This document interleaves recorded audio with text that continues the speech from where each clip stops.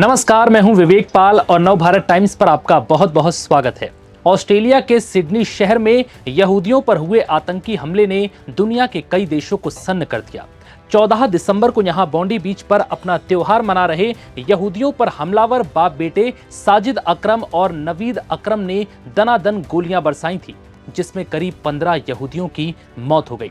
इस घटना में एक हमलावर साजिद अकरम मारा गया, जबकि उसके बेटे नवीद को पुलिस ने गिरफ्तार कर लिया। अब इस आतंकी हमले के बाद जो खुलासे हो रहे हैं वो यकीनन हैरान करने वाले हैं। दरअसल आतंकी हमले में मारा गया हमलावर साजिद अकरम का हैदराबाद से कनेक्शन सामने आया है।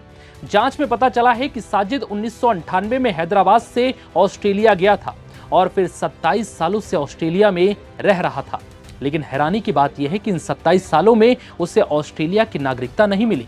कई बार उसने कोशिश की, लेकिन हर बार उसकी नागरिकता का प्रोसेस रिजेक्ट हो गया। जानकारी यह भी है कि इन 27 सालों में हमलावर साजिद अकरम करीब 6 बार हैदराबाद भी आया। लेकिन क्यों? आइए जानते हैं। इंडियन एक्सप्रेस की रिपोर्ट के मुताबिक इस हमले के बाद तेलंगाना के एक अधिकारी ने बताया कि इस घटना के बाद उन्होंने साजिद के परिवार से पूछताछ की, क्योंकि उन्हें यह जानना था कि क्या उसके परिवार को हमले के बारे में कोई अंदाजा था।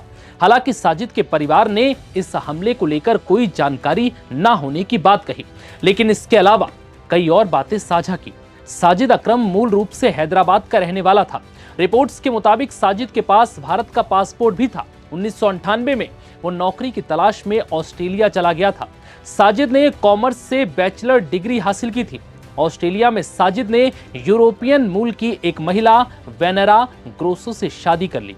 उसके 2 बच्चे हुए, बेटा नवीद और एक बेटी। ये वही नवीद है जो अपने पिता साजिद के साथ बॉन्डी बीच पर गोलीबारी के दौरान गिरफ्तार हुआ है, जबकि इसके पिता साजिद अकरम की पुलिस की गोली लगने से मौत हो गई। हैदराबाद में पूछताछ के बाद अधिकारी ने बताया कि साजिद सबसे पहले 2001 में अपनी पत्नी को अपने माता पिता से मिलवाने के लिए हैदराबाद लाया था। यहाँ पर फिर उसका निकाह भी हुआ था। फिर साल 2004 और 5 में साजिद अपने बेटे नवीद के साथ हैदराबाद आया और अपने बेटे की झलक माता पिता को दिखाई थी। और फिर साल 2012 और 2016 में भी साजिद हैदराबाद आया था। इस बार वो पुश्तैनी प्रॉपर्टी में अपना हिस्सा बेचने के लिए हैदराबाद आया था। इंटेलिजेंस ऑफिसर का कहना है कि हमें लगा था कि हैदराबाद में अभी भी उसकी कोई प्रॉपर्टी है, लेकिन ऐसा नहीं है। टेली चौकी में अपने भाई के घर के अलावा उसके पास रहने के लिए कोई घर नहीं था। इस तरह से 27 सालों में साजिद कई बार हैदराबाद आया। हालांकि भारत में साजिद अकरम का कोई गलत रिकॉर्ड नहीं है। तेलंगाना के डीजीपी बी शिवधर रेड्डी ने मंगलवार को एक प्रेस स्टेटमेंट में कहा था कि भारत में रहने के दौरान साजिद के नाम पर किसी भी तरह का कोई गलत रिकॉर्ड नहीं मिला।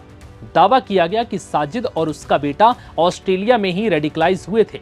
लेकिन यहाँ एक बात और, तेलंगाना में इंटेलिजेंस अधिकारियों के लिए यह अब तक रहस्य बना हुआ है कि साजिद को 27 सालों में ऑस्ट्रेलिया की नागरिकता क्यों नहीं मिली। उसके परिवार ने बताया कि उसने नागरिकता के लिए कई बार अप्लाई किया था, लेकिन उसे नागरिकता नहीं दी गई।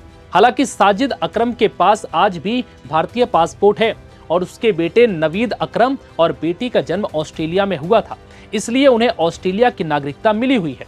लेकिन साजिद 27 सालों में ऑस्ट्रेलिया की नागरिकता हासिल नहीं कर पाया और फिर सिडनी में हमले के दौरान उसकी मौत हो गई। फिलहाल इस वीडियो में इतना ही। इजाजत दीजिए। नमस्कार।